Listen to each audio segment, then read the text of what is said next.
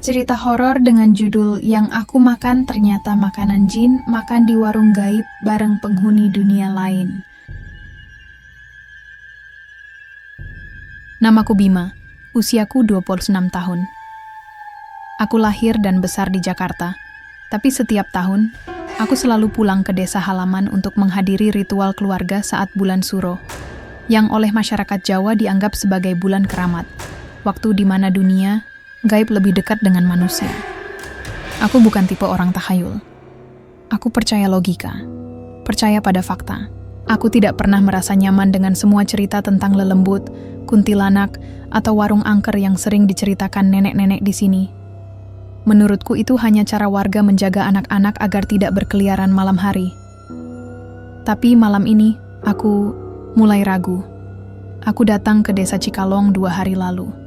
Acara keluarga akan berlangsung besok pagi, jadi aku memutuskan untuk jalan-jalan sebentar.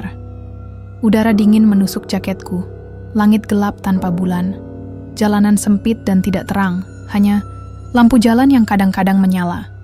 Saat mencoba pulang, HP-ku error, GPS hilang sinyal. Aku melihat peta, tapi jalannya tidak cocok. Aku yakin sudah lewat jalur biasa, tapi entah kenapa, aku tersesat. Lalu dari balik pepohonan tua di pinggir hutan kecil, cahaya redup menyala. Sebuah warung makan. Tidak ada suara obrolan. Tidak ada asap dari dapur. Hanya satu lampu gantung yang bergoyang pelan di atas pintu kayu lapuk. Aku mengetuk jam dinding di tanganku. Pukul jam 9 malam. Masih belum terlambat. Aku membuka pintu warung itu. Dan begitu masuk, aku langsung merasakan bau rempah yang sangat kuat. Wangi manis dan pedas. Perutku mulai lapar, padahal aku baru saja makan nasi uduk sebelum berangkat. Seorang wanita paruh baya muncul dari belakang meja. Ia tersenyum ramah. "Silakan duduk, Mas. Ada nasi goreng hangat. Baru saja matang." Aku melihat sekeliling. Warungnya kecil. Kayu lapuk. Tirai robek. Tapi bersih. Rapi. Seperti sedang menunggu pembeli. Aku memesan nasi goreng, mengambil tempat, duduk di pojok, menyalakan lilin merah di atas meja. Karena entah kenapa, aku merasa harus melindungi diri. Setelah beberapa menit menunggu, nasi goreng itu datang. Wanginya menggoda, rasanya lebih enak dari manapun. Tapi ketika aku menghabiskannya, aku mulai merasa aneh. Perutku tidak sakit, tapi tubuhku terasa ringan. Seperti sedang dibawa pergi. HP-ku tidak bisa menyala lagi. Jam tanganku berhenti bekerja, dan dari sudut mata, aku melihat siluet putih duduk di meja sebelah. Menatapku, dan tersenyum. Aku menahan napas, ingin kabur. Tapi pintu warung itu tertutup sendiri, dan dari balik dapur suara serak menyusul. "Kamu sudah makan, sekarang kamu harus tinggal." Aku masih menatap siluet putih di meja sebelah. Ia tidak punya wajah jelas, tapi aku bisa merasakan tatapan itu. Menembus jiwa. Seperti sedang menilai apakah aku layak tinggal, atau layak menjadi bagian dari sini. Bu Rati duduk kembali ke tempatnya. Ia menyeka meja kayu usang itu perlahan, seolah-olah sedang membersihkan sesuatu yang tidak kasat mata. "Nasi gorengku enak?" tanyanya ramah. Aku mengangguk pelan. "Sangat enak. Lebih enak dari manapun." Ia tersenyum samar. "Kami pakai rempah lama. Rempah yang tidak semua orang bisa rasakan." Aku mengerut. "Maksud ibu?" Ia tidak menjawab langsung. Ia hanya melihat jam dinding di belakang meja. Jarum pendeknya bergerak cepat. Pukul 9 malam, tapi beberapa detik kemudian sudah pukul 12:30 malam. Aku meneguk ludah. Waktu berjalan aneh. Aku mencoba membuka HP lagi. Masih error. Aku ketuk-ketuk layar. Hanya satu hal yang muncul. "Kamu baru saja masuk. Sekarang kamu harus tinggal." Aku mundur dari meja, ingin keluar. Tapi begitu tanganku menyentuh gagang pintu, gagal. Pintu itu tidak bisa dibuka. Lalu dari balik tirai dapur, suara langkah kaki terdengar. Berat. Perlahan mendekat. Seorang lelaki tua muncul. Sorban putih membalut kepalanya. Sorot matanya sayu. Wajahnya compang-camping. Kamu lapar lagi? Aku ingin jawab tidak, tapi lidahku keluh. Tubuh ini seperti bukan milikku lagi. Bu Ratih berkata pelan, "Ini Pak Suryadi, ia yang bantu masak. Dan juga pengatur waktu di sini." Aku menelan ludah. "Apa maksud Ibu?" Pak Suryadi menatapku lurus-lurus. "Warung, ini tidak ada kalau kamu tidak butuh makanan. Dan kalau kamu sudah makan, maka kamu juga akan tetap di sini." Aku geleng-geleng kepala. Saya cuma makan sekali. Itu bukan alasan untuk membuat saya tinggal. Bu Ratna menepuk bahuku lembut. "Sayangnya, itu adalah hutang yang kamu bayar dengan dirimu sendiri." Aku menarik napas dalam-dalam, ingin menabrak pintu. Tapi tubuhku tidak merespons. Aku seperti sedang dipasung oleh sesuatu yang lebih besar dari diriku. Lalu dari balik tirai dapur, suara lain menyusul. "Kamu bukan yang pertama. Banyak yang datang seperti kamu. Mereka juga bilang, cuma makan sekadar. Tapi mereka tidak pernah pulang." Aku menoleh cepat. Di pojok ruangan sebuah cermin besar gantung diam. Aku menatap refleksiku, dan ada yang salah, bayanganku tidak bergerak bersamaku, matanya menatap lurus, tersenyum. Aku mundur selangkah, ingin berteriak, tapi suaraku hilang. Pak Suryadi berkata lagi, "Kamu sudah termakan. Bukan nasi goreng biasa yang kamu makan, tapi janji untuk tetap tinggal." Aku menatap meja. Sisa nasi goreng itu masih hangat. Bau rempahnya semakin menusuk hidung. Aku mencoba mengambilnya dan membuang keluar. Tapi begitu tanganku menyentuh piring, isinya tidak kosong, melainkan terisi lagi. Sepertinya belum habis. Aku bertanya serak, "Siapa yang datang sebelum saya?" Bu Ratih duduk diam. Semua yang sempat makan di sini tidak pernah pulang. Mereka semua jadi penjaga warung. Aku mengerut. "Jadi, kalian bukan manusia?" Pak Suryadi tersenyum samar. "Dulunya kami manusia, sampai kami makan di sini, sampai kami lupa siapa kami." Aku menahan napas. "Bagaimana caranya pulang?" Bu Ratih menggeleng pelan. "Hanya satu cara. Kamu harus menemukan seseorang yang mau menggantimu." Aku menatap mereka secara bergantian. "Dan kalau saya tidak bisa temukan pengganti?" Pak Suryadi menatapku lurus-lurus. "Maka kamu akan tetap di sini sampai seseorang datang menggantimu." Aku menutup mata. Aku baru menyadari satu hal. Warung ini bukan tempat makan biasa. Ini adalah tempat transaksi, makanan sebagai harga. Dan aku baru saja membayarnya. Aku mencoba kabur lagi. Menabrak pintu. Mencari jendela darurat. Tapi setiap kali aku sampai di ujung desa, aku tersadar di warung itu lagi, dengan piring nasi goreng yang sama, dan gerbang desa lenyap dari peta. Aku menyerah. Aku duduk di pojok, menonton Bu Ratih dan Pak Suryadi bekerja seperti biasa. Lalu dari luar, suara langkah kaki terdengar. Seseorang datang. Aku menoleh ke arah pintu.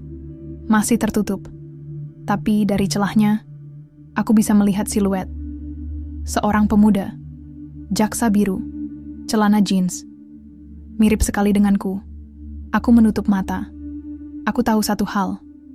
Aku tidak bisa pulang. Tapi setidaknya, aku bisa memastikan ia bisa. Aku tidak bisa melupakan pria muda itu. Pemuda yang baru saja datang ke warung ini. Mirip sekali denganku. Sekitar usia yang sama.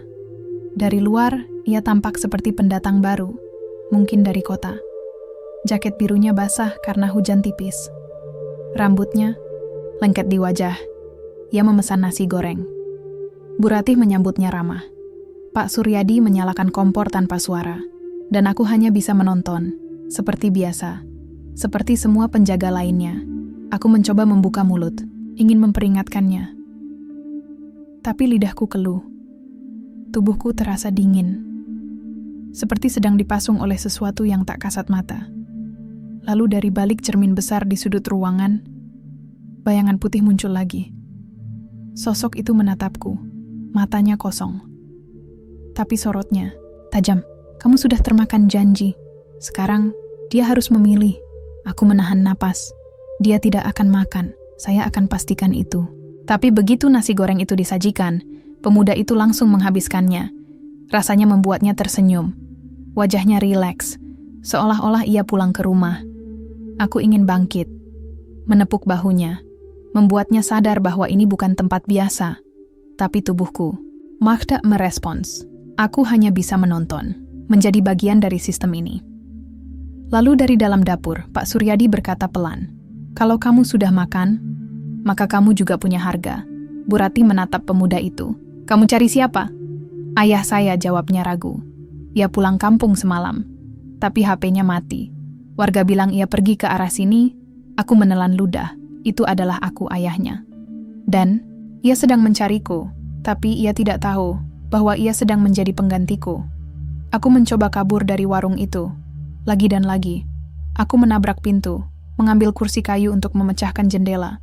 Tapi setiap kali aku sampai di luar, aku selalu kembali ke dalam warung. Di saat yang sama, di jam yang sama, di posisi yang sama. Waktu tidak bergerak di sini. Atau mungkin, aku yang tidak bisa pergi. Lalu dari balik tirai dapur, Bu Ratih muncul. Ia membawakan secangkir teh hangat dan menepuk bahuku lembut. "Kamu mulai merasakan ikatan itu, ya?" Aku menatapnya serak. "Saya tidak mau tinggal di sini selamanya. Saya cuma makan sekali.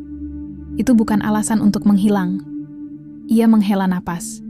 "Ini bukan soal alasan. Ini soal bayaran." Aku mengerut. "Bayaran untuk apa?" "Untuk menjaga warung tetap hidup," jawabnya pelan. "Agar masih ada yang bisa makan dan bisa tersesat seperti kamu." Aku meneguk ludah. "Jadi, warung ini dibuat agar orang-orang bisa dijebak?" Bu Ratih tidak menjawab langsung. Ia hanya menunjuk ke arah meja sebelah. Di situ, siluet putih itu masih duduk, menyantap sesuatu yang tidak bisa kulihat, dan dari bibirnya, suara bisikan menyusul. "Kami tidak jebak mereka. Mereka sendiri yang datang, karena lapar, karena haus, karena butuh istirahat." Aku menunduk. "Tapi kenapa harus bayar dengan diri sendiri? Kenapa tidak cukup uang?" Bu Ratih tersenyum samar. "Di dunia ini, tidak semua hal bisa dibayar dengan uang. Ada yang lebih mahal dari itu. Harganya adalah jiwa, atau setidaknya ingatanmu." Aku bertanya gugup. "Berapa banyak yang sudah hilang karena ini?" Ia diam sejenak. "Terlalu banyak. Dan kamu satu dari mereka." Atau aku menutup mata. Aku baru sadar satu hal. Warung ini tidak punya daftar nama korban. Ia hanya punya daftar menu. Dan setiap kali seseorang makan di sini, namanya lenyap dari dunia nyata. Aku mencoba masuk ke dapur. Ingin mencari jawaban. Ingin menghentikan semuanya. Tapi begitu aku membuka tirai, tidak ada dapur. Hanya lorong gelap yang panjang. Dan di ujungnya, sebuah sumur tua. Aku melangkah maju. Udara dingin menusuk kulit. Bau anyir darah dan Kamboja menyengat. Di tepi sumur, tertulis sebuah kalimat. Dalam huruf Jawa kuno, "Di sini kami lahir, di sini kami tinggal, di sini kami menunggu." Aku membacanya perlahan. Menunggu apa? Suara dari dalam sumur menyusul. "Pengganti." Aku mundur cepat. Ingin lari. Tapi langkah-langkahku membawaku kembali ke warung. Ke mejaku. Ke piring nasi. Goreng yang entah kenapa masih hangat, masih mengepul. Aku menatapnya. Dan dari sudut mataku, aku melihat sesuatu yang aneh. Di antara butiran nasi, ada serpihan tulang. Kecil, halus. Seperti dari burung atau anak ayam. Aku menutup mata. Saya tidak benar-benar makan nasi goreng. Ya? Bu Ratih menggeleng pelan. "Kamu makan janji. Janji yang tidak bisa dilanggar." Aku menahan napas. "Dan janji itu?" "Apa?" Ia menatapku lurus-lurus. "Janji untuk tinggal. Sampai seseorang lain datang menggantimu." Aku menoleh ke pemuda. Itu. Ia masih makan, masih menikmati, masih belum tahu. Aku menutup mata. Aku harus melakukan sesuatu. Sebelum ia juga menjadi salah satu dari kami. Aku tidak bisa melupakan kata-kata Bu Ratih. Kamu makan janji. Janji yang tidak bisa dilanggar. Dan pemuda itu masih duduk di mejanya. Masih menikmati nasi goreng hangat itu. belum sadar bahwa ia sedang membayar harga yang sama denganku. Aku mencoba mendekatinya, ingin memperingatkannya. Tapi begitu aku menyentuh kursi di dekatnya, tubuhku lumpuh. Seperti sedang dipasung oleh sesuatu yang lebih besar dari diriku sendiri. Pak Suryadi datang ke meja pemuda itu. Ia membawakan segelas teh hangat, seperti yang dulu juga diberikan padaku. "Ini teh penutup," katanya pelan. "Kalau kamu habiskan, maka kamu sudah resmi masuk." Pemuda itu meneguknya tanpa ragu. Lalu matanya mulai mengantuk. Ia menoleh ke jam tangannya. "Kenapa jarumnya berhenti?" Bu Ratna menjawab tenang. "Waktu di sini tidak bekerja seperti di luar. Aku ingin bicara, ingin bilang agar ia pergi sebelum terlambat. Tapi suaraku hilang. Lidahku keluh. Dan dari balik cermin besar, di sudut ruangan, bayanganku sendiri menatapku. Tapi bukan bayangan biasa, wajahku berubah. Matanya sayu, sorotnya kosong. Aku menahan napas. Aku sudah jadi bagian dari sini. Bu Ratna mengangguk pelan. "Kamu tinggal menunggu sampai ada pengganti barumu." Aku duduk kembali ke tempatku, melihat pria muda itu menghabiskan nasi gorengnya. Setiap suapan membuat sorot matanya pudar sedikit demi sedikit, seolah-olah sesuatu sedang mengambil bagian dari jiwa kecilnya. Lalu dari balik tirai dapur, Pak Suryadi muncul lagi. Ia membawa sebuah kain kuning usang dan meletakkannya di atas meja. "Ini adalah simbol bahwa kamu sudah siap menjadi penjaga." Aku menatap kain itu. Di dalamnya tertulis huruf Jawa kuno. "Siapa yang termakan harus tetap di sini sampai pengganti tiba." Aku bertanya serak. "Berapa lama waktu itu bisa sampai?" Pak Suryadi menatapku murung. "Ada yang 1 minggu, ada yang ratusan tahun. Waktu di sini tidak punya hitungan pasti." Aku menutup mata. Aku baru sadar satu hal. Aku tidak hanya tersesat. Aku sudah menjadi bagian dari warung ini. Lalu dari dalam dapur, suara bisikan menyusul. "Kami punya penjaga. Parke. Dia masih manusia, tapi akan segera lupa." Aku mengepal tangan. Saya tidak mau lupa. Saya harus pulang. Bu Ratna menepuk bahuku lembut. "Sayang sekali. Kalau kamu masih ingat, maka kamu tidak akan bisa pergi." Aku mengerut. "Jadi, Umuna lupa adalah satu-satunya cara untuk pulang?" Ia menghela napas. "Ya, karena kalau kamu masih ingat, maka kamu belum benar-benar pergi." Aku menatap pemuda itu. Ia menuntaskan nasi gorengnya. HP-nya mulai error. Napasnya pendek-pendek. Ia sudah masuk ke sistem ini. Aku ingin protes, tapi lidahku lenyap lagi, hanya bisa menonton. Malam semakin larut, angin bertiup pelan meski langit cerah. Dari dalam sumur di belakang warung, asap tipis mulai naik. Aku menyusuri jalanan kecil menuju sumur itu, meneliti apa yang sebenarnya ada di balik warung ini.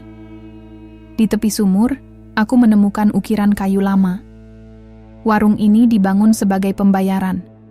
Rempah-rempah di dalamnya bukan untuk manusia, tapi untuk mereka yang tidak bisa istirahat. Aku mundur selangkah, roh-roh penasaran. Lalu dari balik kabut, suara lain menyusul. Kami tidak penasaran. Kami hanya menunggu agar janji tetap hidup. Aku menutup mata, mencoba mengingat wajah keluargaku. Ayahku, ibuku, kakakku. Semua mulai pudar, seperti sedang diseret oleh angin malam. Lalu dari dalam warung, suara pemuda itu terdengar. "Di mana saya? Kenapa HP-ku error?" Bu Rati menjawab dengan tenang. "Kamu pasti lelah. Istirahat saja dulu di sini. Besok pagi, kami antar pulang." Aku tahu itu bohong. Besok pagi tidak akan pernah membawanya pulang. Aku pulang ke kamarku, ruangan kecil di belakang warung. Di sana, ada banyak foto lama. Foto para pembeli yang pernah datang. Semua tampak normal, semua tersenyum, tapi semua tidak punya bayangan. Aku menatap salah satu foto. Itu adalah fotoku. Tanggal masuk, 23 Januari 2025. Status. Penjaga baru. Aku. Menelan ludah. Saya sudah digantikan. Lalu dari balik pintu, Pak Suryadi muncul. Kamu belum sepenuhnya hilang. Masih ada kenangan yang tersisa. Dan selama itu masih ada, kamu tidak bisa menjadi penjaga seutuhnya. Aku bertanya gugup, apa yang harus saya lakukan? Ia memberiku secarik kertas lusuh. Tuliskan semua yang kamu takuti untuk lupa. Setelah itu, biarkan mereka mengambilmu. Aku mengambil pena, menulis cepat. Nama ayahku, Suryo, ibuku, Siti. Aku lahir di Jakarta. Aku suka bakso dan lagu lama. Lalu dari balik dinding, suara menyusul. Kamu masih punya nama? Itu artinya, kamu belum selesai. Aku menatap foto lama itu. Lalu dari cermin di dinding, refleksiku berubah. Aku tidak punya bayangan. Tapi di situ, ada siluet putih. Mirip denganku. Tapi matanya merah. Tubuhnya dingin. Aku menutup mata. Aku tahu itu adalah aku nanti. Setelah aku lupa semuanya. Lalu dari luar, suara klakson mobil terdengar. Seorang sopir truk tua berhenti di depan warung. Ingin memesan makanan. Aku menoleh ke arah Pak Suryadi. Apakah dia juga akan jadi penjaga? Ia menggeleng pelan. Tidak, dia cuma makanan ringan.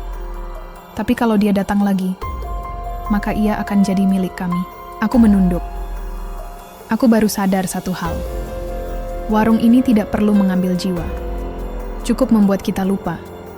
Cukup membuat kita ingin tetap tinggal. Karena kadang, kita sendiri yang rela tinggal. Aku tidak bisa melupakan kata-kata Pak Suryadi. Kami tidak perlu mengambil jiwa. Cukup membuat kalian lupa. Cukup membuat kalian ingin tinggal. Aku duduk di pojok warung. Pemuda itu, penggantiku, sedang tertidur di kursi kayu usang. Napasnya pendek-pendek. Matanya berkaca-kaca meski ia tidak menangis. Bu Rati datang membawakanku teh hangat. Ia duduk di sebelahku. Kamu masih ingat siapa kamu? Aku menahan napas.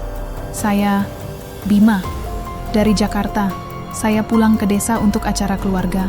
Ia tersenyum samar. Kalau kamu masih ingat, maka kamu belum sepenuhnya milik sini. Aku meneguk ludah. Berapa lama lagi saya punya waktu? Ia menggeleng pelan. Waktumu bukan seperti warga biasa. Di sini, waktu adalah makanan kami, juga. Lalu dari balik cermin besar di sudut ruangan, suara bisikan menyusul. Kami semua pernah punya nama. Kami semua pernah punya rumah. Tapi kami lupa. Karena kami lapar. Aku menatap refleksiku di cermin. Masih tidak ada bayangan. Hanya siluet hitam yang menyeret tubuhku perlahan-lahan. Aku mencoba bangunkan pemuda itu. Ingin bilang bahwa ia harus pergi sebelum terlambat. Tapi begitu aku menyentuh bahunya, napasnya tersengal. Matanya membuka cepat, menatapku takut. Si siapa Anda? Tanyanya serak. Aku ingin menjawab. Tapi lidahku keluh. Aku hanya bisa menunjuk diriku sendiri. Menepuk dada. Menunjukkan bahwa aku dulunya manusia seperti dia. Ia melihat sekeliling. Mulai sadar sesuatu aneh. HP-nya error. Jam tangannya berhenti. Dan dari balik tirai dapur, suara langkah kaki terdengar. Ada apa ini? Tanyanya gugup. Di mana ini sebenarnya? Aku menepuk bahunya pelan. Mencoba memberinya isyarat untuk kabur.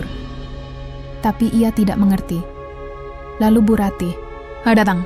Kamu baru saja masuk. Biarkan kamu istirahat dulu. Besok pagi, kamu akan mulai merasakan ikatan itu. Aku menatapnya sedih. Jangan biarkan dia tetap di sini. Tolong. Ia menatapku lurus-lurus. Sayang sekali. Kalau sudah termakan janji, tidak ada yang bisa menghentikannya. Lalu dari luar warung, suara klakson mobil terdengar. Seorang sopir truk tua turun. Ingin memesan nasi goreng. Aku menoleh cepat. Dia juga akan jadi bagian dari sini. Bu Ratna menghela napas. Kalau ia habiskan makanannya, iya. Aku mundur selangkah. Kenapa semua orang harus bayar dengan hidup mereka? Kenapa tidak ada pilihan lain? Pak Suryadi muncul dari koridor belakang. matanya sayu, sorotnya dingin. Karena manusia selalu lapar, dan lapar membuat mereka buta pada harga. Aku bertanya gugup, "Berapa banyak dari kami yang sudah tinggal di sini?" Ia menatapku lurus-lurus. Terlalu banyak. Semua penjaga pernah jadi pembeli, sampai akhirnya menjadi bagian dari sini. Aku menunduk, lalu mencoba mengingat lagi. Wajah ibuku, suara ayahku, rumahku di Jakarta. Tapi semakin ku coba, semakin pudar. Aku menulis semuanya di dinding kamarku, dengan darah bekas goresan jariku sendiri. Nama saya Bima, saya harus pulang, saya tidak boleh lupa. Tapi esok pagi tulisan itu lenyap, diganti dengan satu kalimat. "Kami sudah ambil sisamu, kamu akan tinggal." Aku mulai bekerja di warung ini, membantu Bu Ratih menyapu, menyediakan teh dan makanan. Dan setiap kali ada pembeli baru, aku membawa pesanan mereka. Tapi hatiku tidak tenang. Aku tahu, pemuda itu akan jadi penjaga baruku. Dan aku akan menjadi salah satu dari roh yang hilang. Suatu malam, Pak Suryadi membawaku ke dapur. Ia membuka lemari kayu usang di ujung ruangan. Isinya adalah foto-foto lama, semua penjaga sebelumku. Aku melihat beberapa wajah familiar, termasuk diriku sendiri. Ini foto saya, tapi kenapa tanggalnya tahun 1982? Pak Suryadi tersenyum samar. "Kamu tidak hanya datang sekali. Kamu pernah di sini dulu, lalu kamu lupa, kembali. Dan sekarang, kamu benar-benar tinggal." Aku menutup mata. Aku baru sadar satu hal. Aku bukan hanya tersesat, aku sedang berputar, seperti semua penjaga sebelumnya. Lalu dari luar, suara langkah kaki terdengar. Pintu warung terbuka sendiri. Seorang lelaki tua berdiri di ambang. Basah. Lelah. Matanya murung. "Saya cari anak saya, namanya Bima. Ia pulang ke desa bulan lalu, tapi belum kembali ke Jakarta." Aku menahan napas. Itu adalah ayahku. Aku ingin memanggilnya, ingin membuka pintu, ingin bilang aku di sini, bahwa aku masih hidup, tapi tubuhku tidak merespons. Aku hanya bisa diam, menjadi bagian dari sistem ini. "Bu," Ratih menyambut ayahku dengan senyum ramah. "Silakan duduk dulu, biarkan kami bantu." Ayahku menatap meja. "Anak saya pasti pernah ke sini. Ada yang lihat dia?" Bu Ratih menatapku dari kejauhan, lalu menjawab, "Sayangnya, kami tidak ingat semua pembeli. Tapi kalau ia makan di sini, pasti ia baik-baik saja." Ayahku duduk, memesan nasi goreng. Aku menutup mata. Aku tahu apa yang akan terjadi. Salah satunya akan tetap tinggal. Dan mungkin ayahku akan menjadi penggantiku, atau aku akan menjadi pengganti barunya. Ayahku masih duduk di warung itu. Pak Suryadi sedang menyiapkan nasi goreng untuknya. Bu Ratih membawakan teh hangat. Dan aku hanya bisa melihat dari balik tirai usang yang memisahkan dapur dan ruang makan. Aku ingin menabrak tirai itu. Ingin menghentikan ayahku memesan. Tapi tubuh ini tidak merespons. Seperti sedang dipasung oleh sesuatu yang lebih besar dari diriku sendiri. Lalu dari balik cermin kecil di sudut ruangan, aku melihat refleksiku. Wajahku pucat, matanya kosong. Sorotnya sayu, aku mencoba bicara. Ini bukan tempat baik-baik, tapi suaraku lenyap. Hanya angin yang menjawab. "Kamu sudah termakan janji. Kamu sudah menjadi bagian dari sini." Ayahku meneguk teh itu. Ia tersenyum tipis. Enak sekali. Rempahnya beda dari biasanya. Bu Ratih menatapnya lembut. "Kami pakai bahan lama. Dari zaman nenek moyang kami. Aku ingin menepuk bahuku. Ingin membuatnya sadar bahwa ia harus pergi. Tapi setiap kali aku mencoba mendekatinya, langkah-langkahku membawaku kembali ke kamarku. Ke pojok gelap di belakang warung. Tempat penjaga baru seperti aku tinggal. Di dalam kamar itu, foto-foto lama tergantung di dinding, penjaga-penjaga lama. Semua tersenyum, tapi semua tidak punya bayangan. Aku menyentuh salah satu foto. Wajahku ada di situ. Tanggal masuk, 23 Januari 2025. Tanggal keluar, belum dicatat. HP-ku tiba-tiba menyala. Satu pesan masuk dari akun lama. Kamu di mana? Kami cari kamu dari kemarin. Itu adalah pesan dari sahabatku di Jakarta. Lalu dari dalam HP, sebuah video mulai terbuka otomatis. Di dalamnya, aku sedang duduk di warung ini, tapi wajahku tidak jelas. Hanya siluet hitam. Dan dari bibirku, tertulis, "Jangan datang ke sini. Ini bukan tempat manusia." Video itu hilang begitu saja. HP-ku error lagi. Layar hitam total. Aku menutup mata. Aku baru sadar satu hal. Kalau ia tetap makan, maka ia akan tinggal dan aku akan hilang selamanya. Aku kembali ke ruang makan. Nasi goreng sudah disajikan. Ayahku mulai menyantapnya. Perlahan, menikmati tiap suapan. Aku mencoba mengambil piring itu, menjauhkannya. Tapi tanganku menembus piring itu, seperti sedang menyentuh udara. "Pak!" Suryadi menatapku murung. "Kamu tidak bisa menghentikannya. Kamu sudah menjadi bagian dari sini. Dan dia adalah pengganti barumu." Aku menahan napas. "Jadi, saya akan lupa siapa saya?" "Ya," jawabnya pelan. "Tapi prosesnya akan lambat. Karena kamu masih ingat padanya." Aku menatap ayahku. Ia sedang tersenyum. Rasa lapar dan rindu rumah membuatnya tidak curiga. Lalu dari balik tirai dapur, suara lain menyusul. "Kami ambil kenanganmu satu persatu, sampai kamu tidak punya alasan lagi untuk pulang." Aku mundur, ingin kabur, tapi langkah-langkahku membawaku ke dapur. Aku membuka tirai, dan apa yang kulihat membuatku hampir muntah.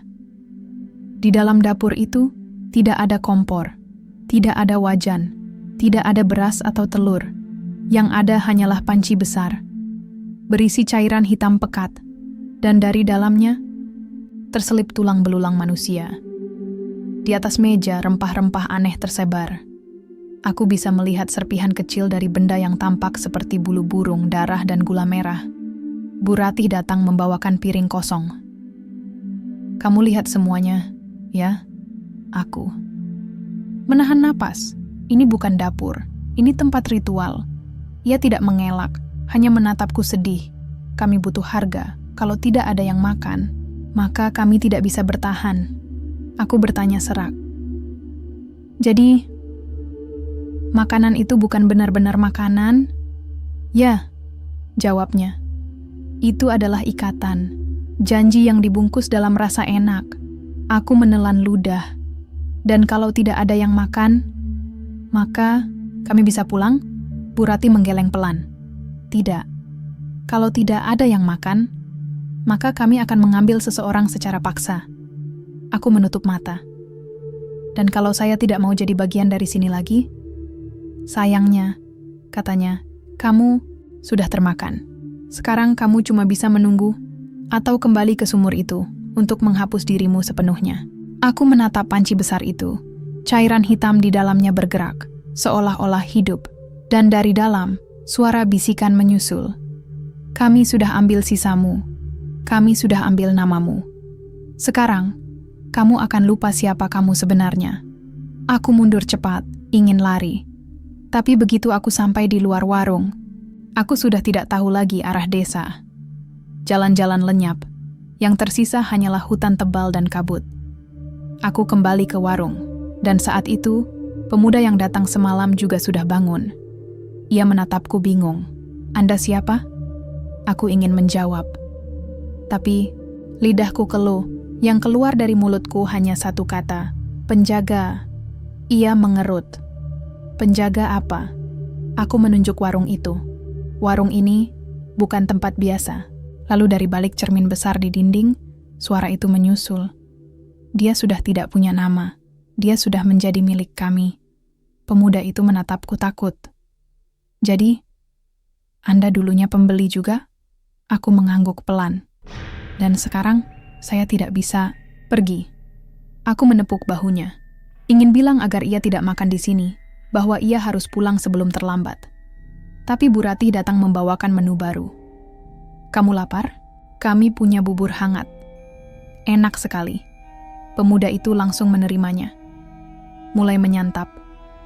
lupa pada ucapanku. Aku menutup mata. Aku baru menyadari satu hal. Aku tidak bisa menyelamatkannya. Aku tidak bisa menyelamatkan diriku sendiri. Yang bisa kulakukan sekarang adalah menunggu, seperti semua penjaga sebelumku. Malam itu, aku duduk di pojok warung, menatap ayahku yang masih asyik makan. Wajahnya tenang, seolah-olah ia sedang pulang. Lalu dari balik tirai dapur, Pak Suryadi muncul. Ia membawakan secarik kertas lusuh. Ini catatan dari mereka yang pernah pulang, tapi gagal. Aku membacanya pelan. Isinya hanya satu kalimat. Kalau kamu masih ingat siapa kamu, maka kamu belum benar-benar pulang. Aku menutup mata. Kenapa? Aku masih ingat. Apakah itu pertanda aku masih punya kesempatan, atau hanya cara warung ini membuatku ragu-ragu, agar aku tidak kabur, agar aku tetap tinggal. Lalu dari luar, suara klakson mobil terdengar. Sopir truk tua turun, ingin istirahat sejenak. Bu Ratih menyambutnya ramah. Silakan duduk, biarkan kami layani.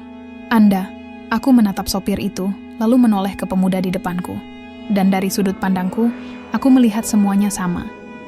Masuk, makan, lalu lenyap dari dunia nyata. Aku menetap di sana. Menjadi bagian dari sistem ini, aku menatap cermin. Refleksiku sudah tidak ada. Yang tersisa hanya siluet putih. Mirip denganku, tapi tanpa jiwa. Lalu dari balik, dinding suara itu menyusul. Kami sudah ambil semuanya, tinggal tunggu waktu, kamu akan lupa. Dan ketika itu terjadi, kamu akan resmi menjadi penjaga. Aku menunduk. Aku tahu itu benar. Aku sudah tidak punya bayangan. Aku sudah tidak punya nama. Yang tersisa hanyalah instingku sebagai penjaga. Dan malam ini, aku akan menyambut penjaga baruku, atau mungkin aku akan menjadi bagian dari mereka yang tidak pernah pulang. Aku duduk diam di sudut warung, masih bisa melihat ayahku makan nasi goreng itu. Lambat, menikmati tiap suapan. Matanya tidak lagi tajam seperti biasa, kini terlihat sayu. Seperti sedang diseret oleh sesuatu yang perlahan-lahan mengambilnya dariku. Bu, Ratih sedang menyapu lantai kayu usang di dekat meja resepsi. Ia menatapku sekilas tapi tidak bicara apa-apa. Sorot matanya, murung. Aku mulai menyadari satu hal. Aku bukan hanya penjaga, aku juga pengawas, pengamat. Dan aku harus memastikan bahwa janji itu tetap dibayar. Aku mencoba masuk ke dapur lagi. Ingin tahu siapa yang benar-benar memasak nasi goreng ini. Karena kalau tadi malam, aku sudah melihat panci besar dan tulang belulang di dalamnya. Maka sekarang, aku ingin lihat wajah mereka. Dengan langkah pelan, aku membuka tirai usang yang memisahkan ruang makan dan dapur. Udara dingin langsung menyergapku. Bau anyir rempah dan darah menyengat hidung. Di dalam tidak ada kompor, tidak ada minyak goreng, hanya sebuah meja besar di tengah ruangan. Di atasnya, banyak bahan aneh tersebar, bulu burung hitam, daun kamboja, gula merah, dan cairan hitam yang mengalir dari baskom tanah liat. Lalu dari balik meja itu, langkah-langkah kaki terdengar. Perlahan berat, menuju ke arahku. Seorang lelaki tua muncul dari balik gelap, wajahnya pucat, matanya tidak punya pupil. Ia memakai celemek biru compang-camping. Kamu baru saja datang ke sini? Aku ingin menjawab, tapi lidahku keluh, tubuhku lumpuh. Hanya refleksiku yang bisa kulihat dari cermin kecil di dinding. Ia tersenyum samar. Jangan takut, kamu bukan manusia lagi, kamu penjaga. Aku menatapnya. Siapa Anda? Ia melanjutkan, memasukkan bahan ke dalam panci besar. Dulu, aku pemilik warung ini. Sekarang, aku bagian dari isinya. Aku mengerut. Anda, dulunya manusia juga? Ia mengangguk pelan. Ya, sopir truk, sepertimu. Suatu malam aku makan di sini, dan esok hari, aku sudah jadi penjaga. Aku bertanya serak. Lalu, siapa yang memasak semua ini? Kalau kami semua penjaga, lalu siapa yang di dapur? Lelaki itu menatapku lurus-lurus. Kami hanya penyambut, yang memasak, mereka. Ia menunjuk ke arah sudut dapur. Di sanalah semuanya berubah. Bayangan putih muncul dari balik dinding, bukan manusia, bukan hantu, tapi siluet-siluet tinggi dengan mata kosong. Tubuhnya transparan, tapi tangannya bergerak cepat. Menaburkan bumbu, mengaduk, kuah hitam pekat, dan membuat nasi goreng itu terlihat normal. Aku mundur selangkah. Mereka, makhluk apa? Lelaki itu menjawab pelan. Mereka adalah roh-roh lapar. Mereka tidak butuh uang, mereka butuh jiwa. Aku meneguk ludah. Jadi, mereka yang membuat makanan ini enak, ia menggeleng pelan. Bukan mereka, tapi kamu. Karena kamu masih manusia, maka kamu bisa merasa nikmat. Setelah kamu sepenuhnya menjadi penjaga, maka rasa itu juga akan hilang. Aku menatap panci itu. Cairannya bergolak sendiri, seperti sedang memasak sesuatu yang bukan untuk manusia. Lalu dari dalam panci, suara bisikan, nih menyusul. Kami tidak punya nama, kami hanya lapar. Dan kamu adalah bagian dari kami sekarang. Aku menutup mata, aku baru sadar satu hal. Nasi goreng itu tidak dimasak oleh manusia, tapi oleh roh yang tidak bisa pulang. Dan setiap suapan adalah cara mereka membayar harga untuk tetap tinggal di dunia ini. Aku pulang ke kamarku. Foto-foto di dinding mulai berubah, wajahku lenyap dari foto lama, diganti dengan wajah pemuda yang kemarin datang. Aku menutup mata, ingin mengingat rumahku, ingin mengingat lagu favoritku, ingin mengingat aroma ibu saat memasak pagi-pagi. Tapi semuanya kabur. Lenyap perlahan-lahan. Aku menulis di dinding dengan darahku sendiri. Saya Bima. Saya dari Jakarta. Saya harus pulang. Tapi pagi harinya, tulisan itu sudah berubah.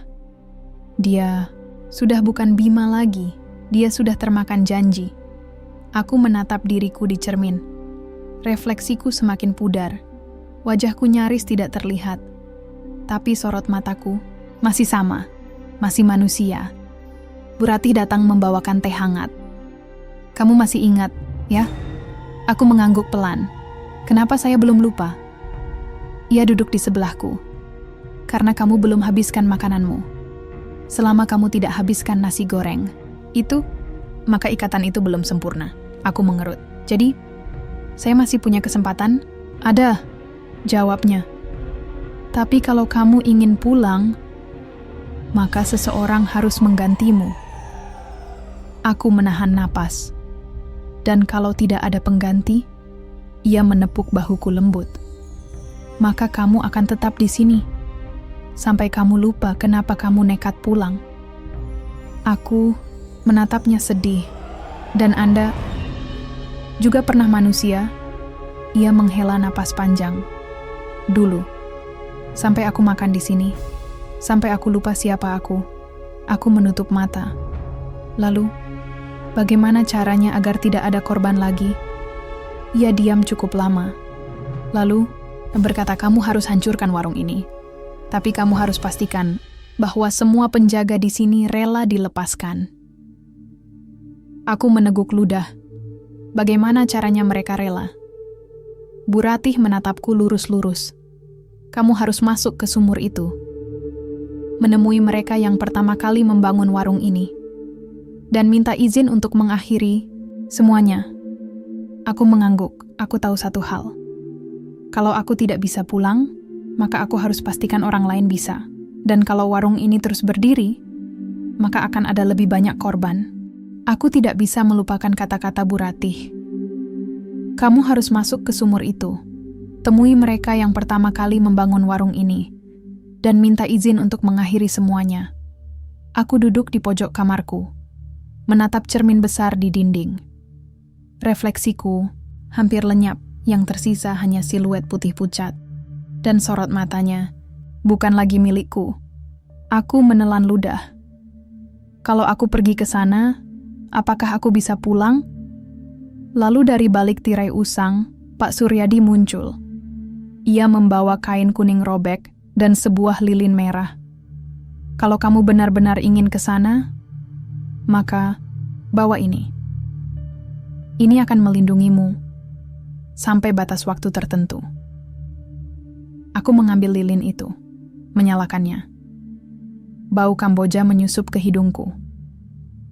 Aku keluar dari warung itu malam hari, saat bulan gelap dan angin diam.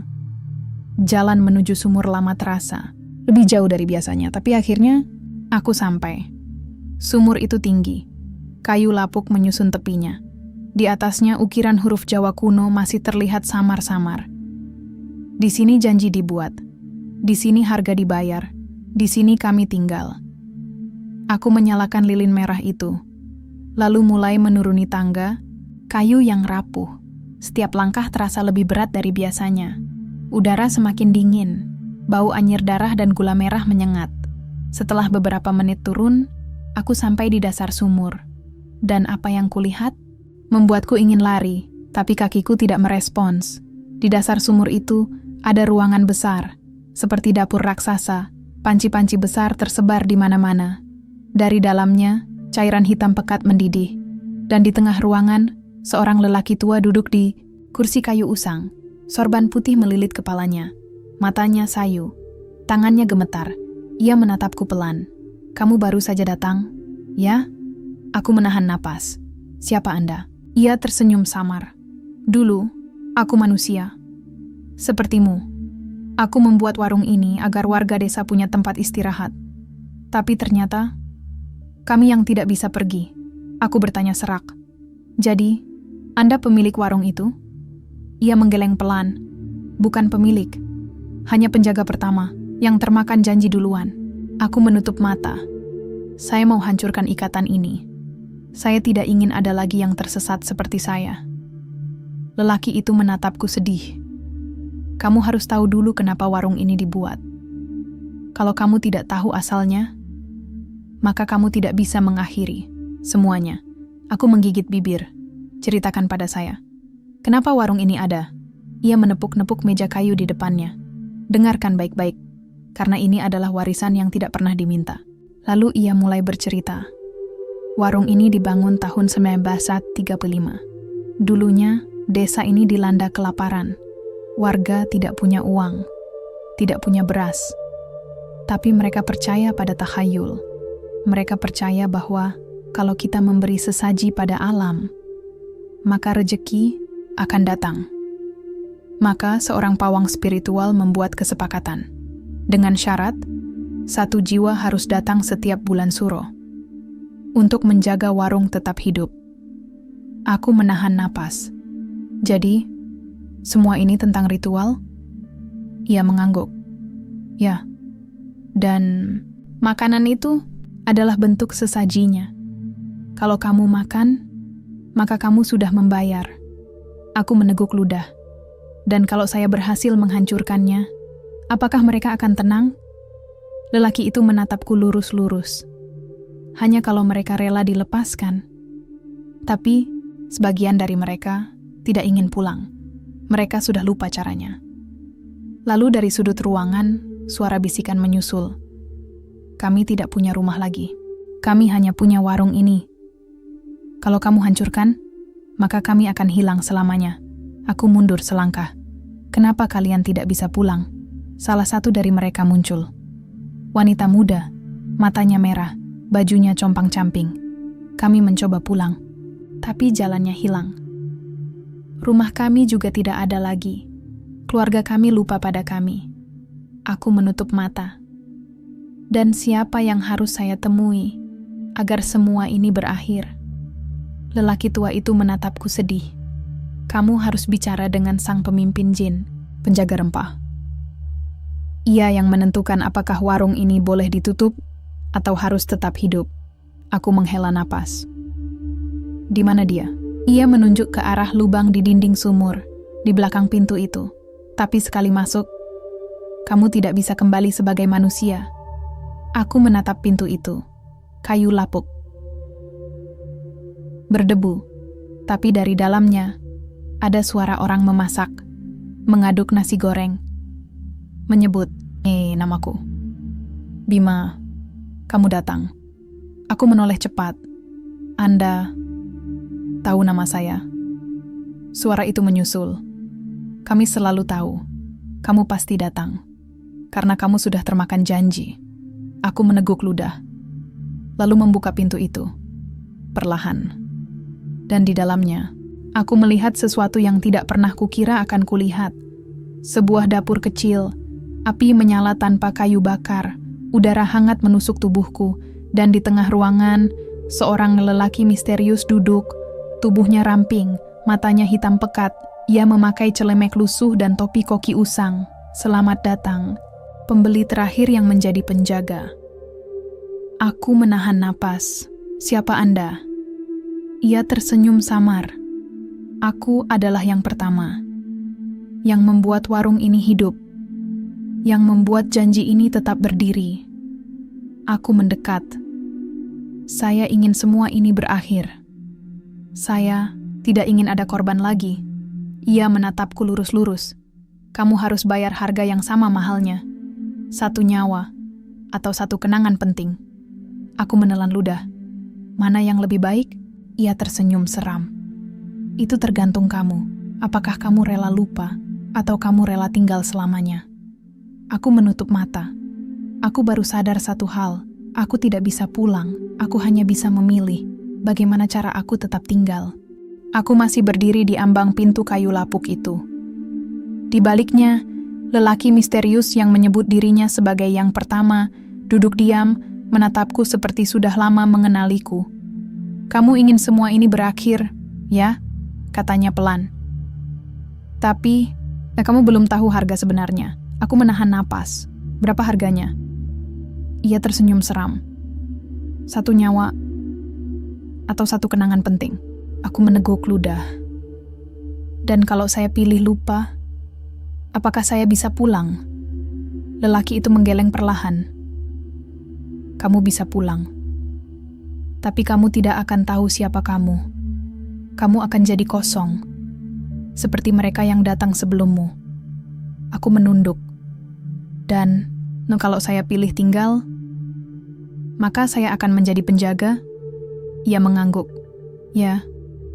Dan suatu hari nanti, seseorang akan datang untuk menggantimu. Aku mundur selangkah.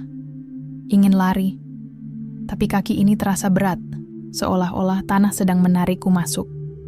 Lalu dari sudut ruangan, suara bisikan menyusul. Kami semua dulunya punya pilihan, tapi kami tetap memilih tinggal. Karena kami lupa apa yang membuat kami ingin pulang. Aku kembali ke warung. Langkah-langkahku terasa lebih ringan dari biasanya. Seperti aku bukan lagi sepenuhnya manusia. Aku menatap cermin besar di dinding. Tidak ada bayangan lagi, hanya kabut tipis yang menyelimuti permukaannya. Bu Ratih melihatku dan langsung, "Tahu, kamu sudah ke sana?" "Ya," aku mengangguk pelan. Saya bertemu pemimpin rempah itu. Ia bilang, "Saya harus bayar harga." Ia duduk di kursi dekat meja resepsi. Menatapku sedih. "Dan kamu, sudah putuskan apa?" Aku menutup mata. Saya belum tahu. Tapi saya tidak mau ada orang lain yang termakan janji ini. Bu Ratih menepuk bahuku lembut. "Sayang sekali. Warung ini tidak bisa mati begitu saja. Selama masih ada pembeli, ia akan hidup." Aku bertanya gugup. "Ada cara untuk membatalkan ikatan itu?" Ia menghela napas. "Hanya satu. Kamu harus mengumpulkan roh para pembeli lama. Semua yang pernah makan di sini, tapi tidak bisa pulang. Kalau mereka semua setuju bahwa mereka ingin istirahat, maka warung ini akan lenyap." Aku menelan ludah. "Di mana mereka sekarang?" Bu Ratih menunjuk ke arah sumur lama. "Di bawah sana. Menunggu. Menjadi bagian dari ikatan ini." Aku menatap sumur itu, udara malam semakin dingin. Bau Kamboja menyengat. Dari celah-celah tanah, asap hitam mulai naik. Aku memutuskan untuk turun ke sumur itu lagi. Kali ini, aku membawa lilin merah dan beras kuning. Sesaji pelindung yang disiapkan, Bu Ratih aku menyalakan lilin itu, menjatuhkannya ke dalam sumur. Cahayanya menyala redup di dasar lubang, memperlihatkan siluet-siluet yang sedang duduk diam. Aku mulai menuruni tangga. Langkah demi langkah, udara semakin dingin. Bau anyir darah dan rempah semakin pekat. Sampai di bawah, aku melihat mereka. Roh-roh itu, semua bekas pembeli. Semua menatapku seperti sedang melihat pengganti. Salah satunya berkata, "Kami di sini karena kita semua butuh makan, karena kita semua lupa bahwa tidak semua makanan boleh dimakan saat bulan suro." Aku menatap mereka. Saya datang untuk menawarkan sesuatu. Saya ingin menghancurkan warung ini agar tidak ada lagi korban. Seorang wanita muda menyambung, "Kami tidak bisa pulang, karena warung ini adalah rumah terakhir yang kami ingat." Aku mengerut. "Kenapa Anda tidak rela dilepaskan?" Lelaki tua di antara mereka menjawab, "Karena kami takut. Kami takut pada kekosongan. Kami takut pada dunia nyata, yang tidak akan mengingat kami lagi." Aku menahan napas. "Jadi, Anda semua ingin tetap di sini?" Wanita muda itu mengangguk. "Kalau warung ini hilang, maka kami juga akan hilang. Tidak ada yang akan doakan kami.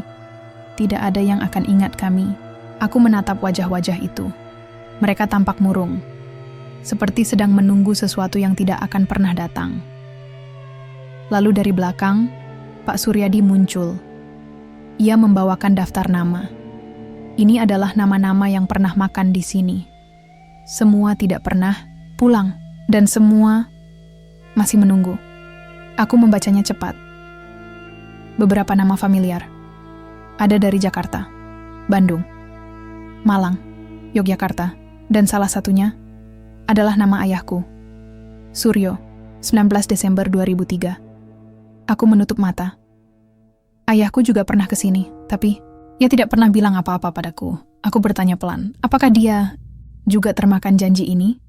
Seorang lelaki tua menatapku lurus-lurus. Ya, tapi ia tidak habiskan makanannya. Itu sebabnya ia bisa keluar. Tapi ia tidak pernah benar-benar pulang. Aku menahan napas. Maksudmu, ia lupa? Ya, jawabnya. Dan karena itu, kamu datang ke sini. Aku menutup telapak tanganku erat-erat. Saya tidak ingin ini terus berlanjut. Saya ingin pastikan tidak ada lagi yang termakan seperti saya. Seorang roh lain menyambung. Kamu harus bicara dengan mereka yang masih ingin pulang. Tapi sebagian dari kami sudah tidak punya rumah lagi. Lalu dari balik tirai gelap di ujung ruangan bawah tanah itu, suara lain menyusul. Kami adalah bagian dari sini. Kamu hanya bisa hancurkan warung ini kalau semua dari kami rela dilepaskan. Aku bertanya serak, bagaimana caranya melepaskan kalian? Lelaki tua itu menatapku sedih. Kamu harus lupa, karena kalau kamu lupa, maka warung ini tidak punya alasan untuk hidup lagi. Aku menutup mata. Aku baru sadar satu hal.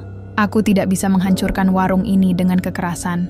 Aku harus menghapuskan diriku sendiri, dengan lupa, dengan lenyap dari ingatan siapapun. Lalu dari atas, suara langkah kaki terdengar. Seseorang baru datang. Aku menoleh cepat, ingin tahu siapa. Siapapun yang datang, mungkin akan jadi penjaga baruku. Atau mungkin, aku akan menjadi penggantinya. Aku tidak bisa melupakan kata-kata roh itu. Kamu harus lupa, agar warung ini tidak punya alasan untuk tetap hidup. Aku pulang ke warung itu dengan kepala penuh tanya. Aku menatap cermin besar di sudut ruangan. Refleksiku masih ada, tapi hanya setengah. Wajahku mulai pudar, seolah-olah aku sedang terbagi antara dua dunia. Bu Ratih menyambutku seperti biasa. Ia membawakan teh hangat dan beras kuning. Kamu sudah bicara dengan mereka? Aku mengangguk pelan. Mereka bilang, satu-satunya cara agar warung ini hilang adalah kalau aku rela lupa siapa aku. Ia menatapku sedih. Dan kamu akan melakukan itu? Aku menahan napas. Kalau itu satu-satunya cara, ya, saya akan lakukan. Lalu dari balik tirai dapur, Pak Suryadi muncul. Kamu harus pastikan dulu apa yang akan kau lupakan. Aku memutuskan untuk mencoba. Aku duduk di meja yang sama saat pertama kali datang. Nasi goreng itu masih hangat.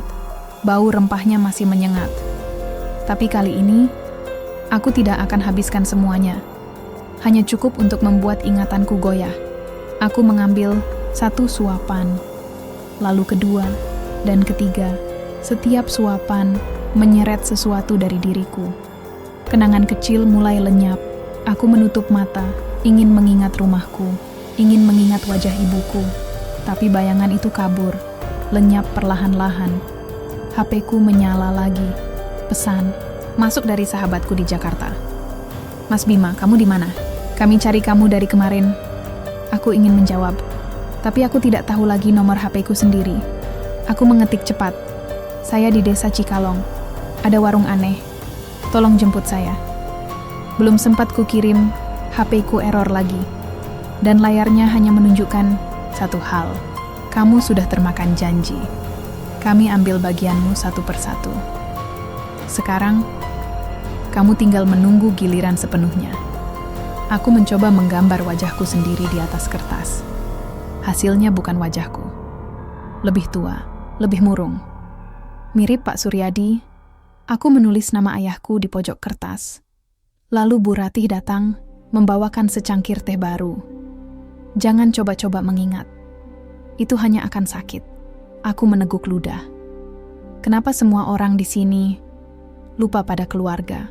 Mereka, duduk di sebelahku, menatap cermin. Karena kalau kita masih ingat, maka kita belum sepenuhnya milik sini. Aku bertanya serak. Lalu, bagaimana cara benar-benar menjadi penjaga? Dengan ikhlas, jawabnya. Dan dengan lupa bahwa kamu pernah manusia. Aku menunduk. Aku tidak bisa melupakan semuanya. Begitu saja, ada sesuatu di dalam diriku yang masih menolak.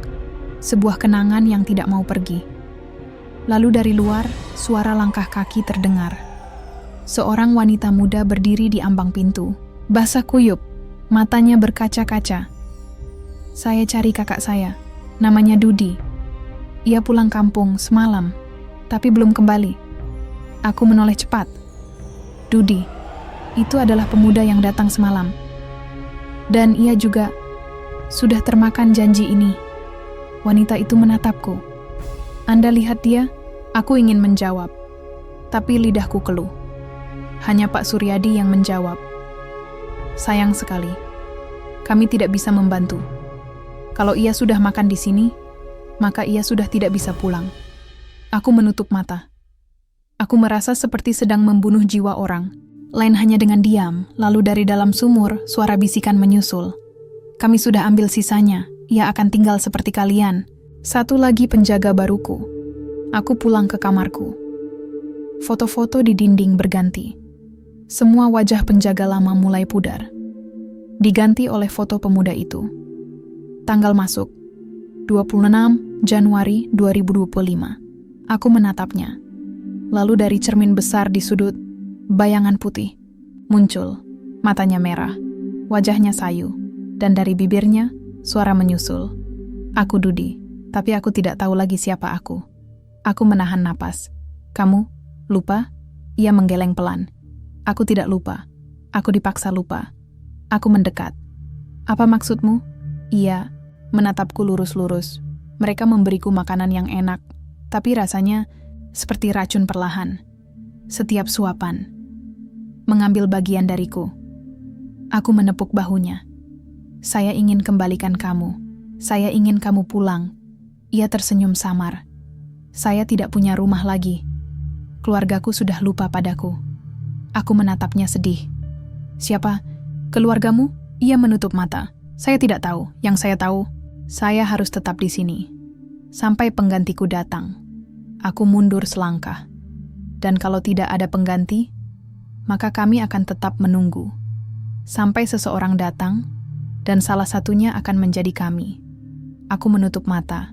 Aku baru sadar satu hal, warung ini tidak perlu paksaan, cukup godaan rasa. Cukup aroma rempah yang membuat kita nekat datang. Lalu dari luar, suara klakson truk terdengar. Seorang sopir turun, ingin memesan nasi goreng. Aku menoleh ke arah Bu Ratih. Dia akan menjadi salah satu dari kami? Ia menghela napas. Kalau ia habiskan makanannya, ya. Aku menatap sopir itu. Ia memesan nasi goreng. Lalu dari balik dapur, asap hitam naik. Dan dari dalam panci itu, suara bisikan menyusul. Kami punya pengganti barumu. Satu lagi, yang akan termakan janji. Aku menutup mata. Aku tahu satu hal. Aku tidak bisa menyelamatkan mereka semua. Aku hanya bisa menyelamatkan warung ini dari terus menelan korban.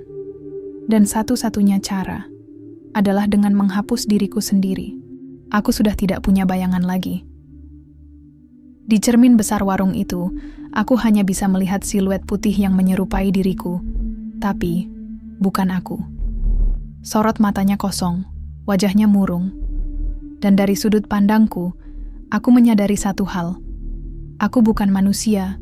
Lagi, aku penjaga. Bagian dari sistem ini. Pemuda bernama Dudi sudah mulai bekerja di dapur. Ia masih mencoba mengingat sesuatu, tapi setiap kali ia membuka HP-nya, layarnya hanya menunjukkan foto wajahnya sendiri. Namanya tertulis di daftar pasien lama. Tanggal masuk 26 Januari 2025. Status penjaga baru. Aku duduk di pojok ruangan, Bu Ratih datang membawakan teh hangat dan lilin merah.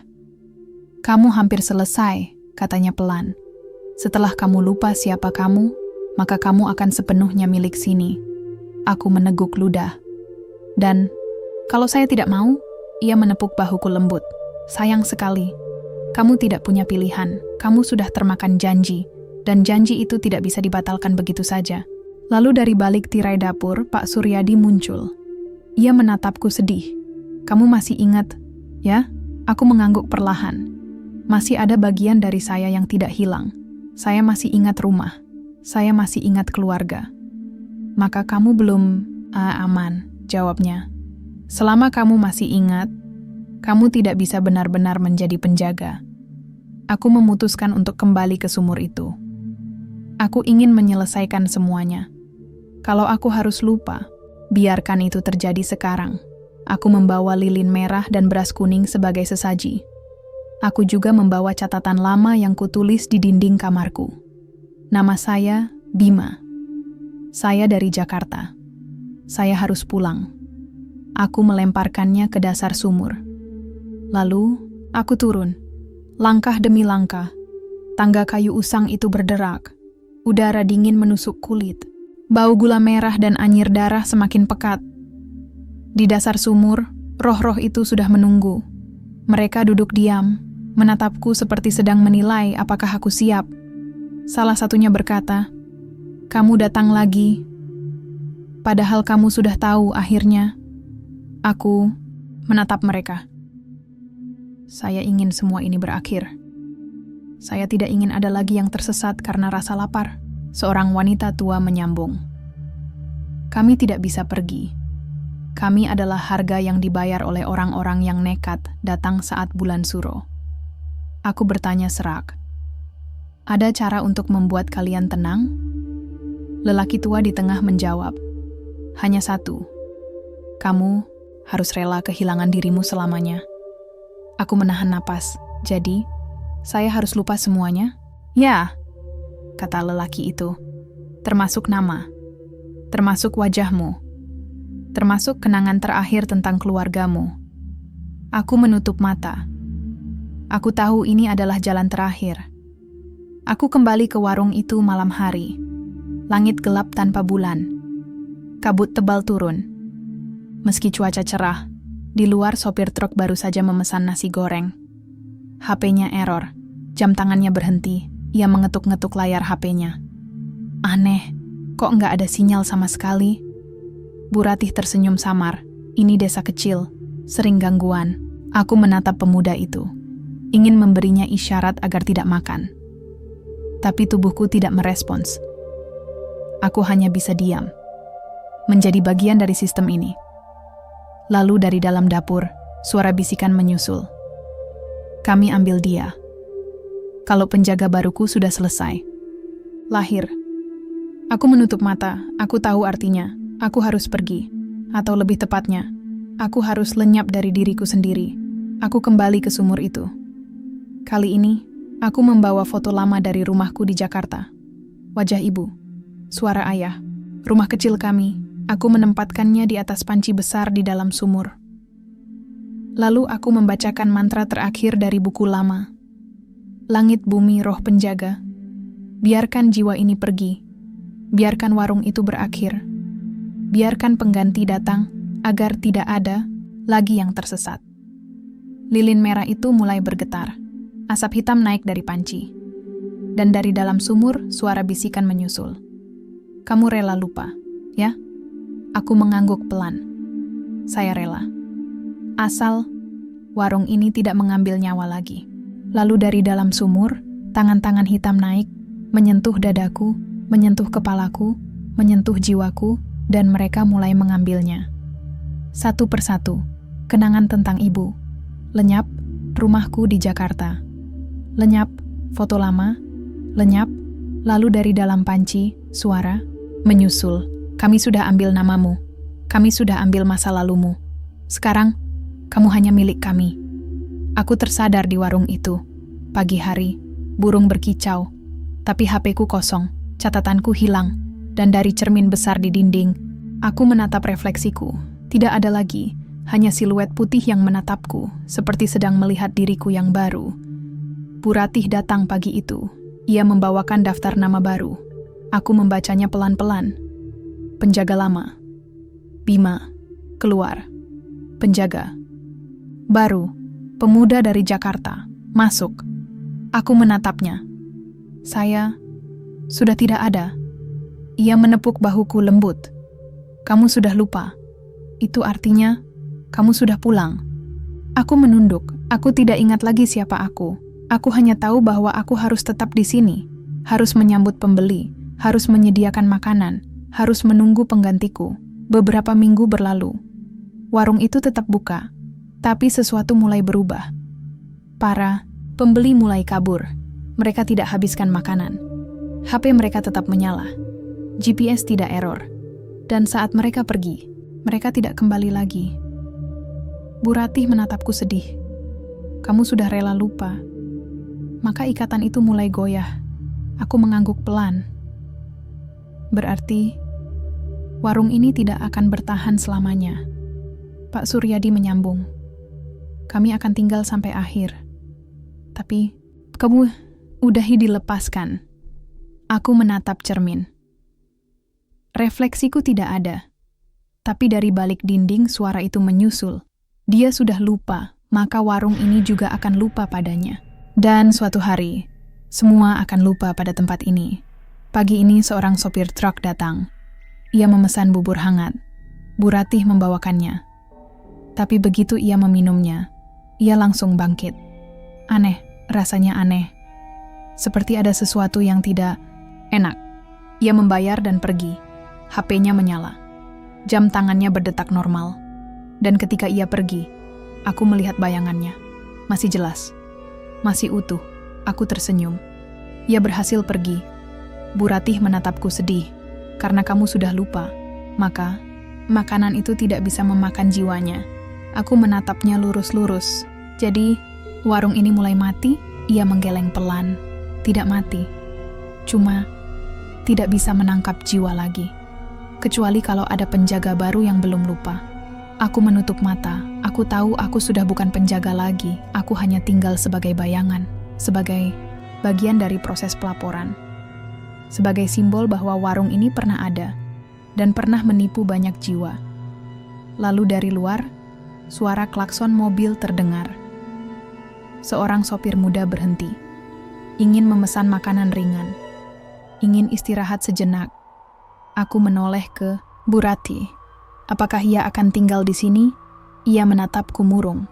Kalau ia habiskan makanannya, iya. Aku menatap sopir itu, ia tampak seperti aku dulu. Lapar, lelah, tersesat. Aku menetap di situ, menjadi bagian dari warung ini, menjadi bagian dari cerita ini. Dan dari balik cermin besar di dinding, bayangan putih itu menatapku. Matanya sayu, senyumnya samar. Lalu ia berkata, kami akan tetap di sini, sampai seseorang lain termakan janji ini. Dan kalau kamu masih bisa mendengar ini, maka kamu belum sepenuhnya lupa. Aku menutup mata. Aku tidak tahu lagi siapa aku.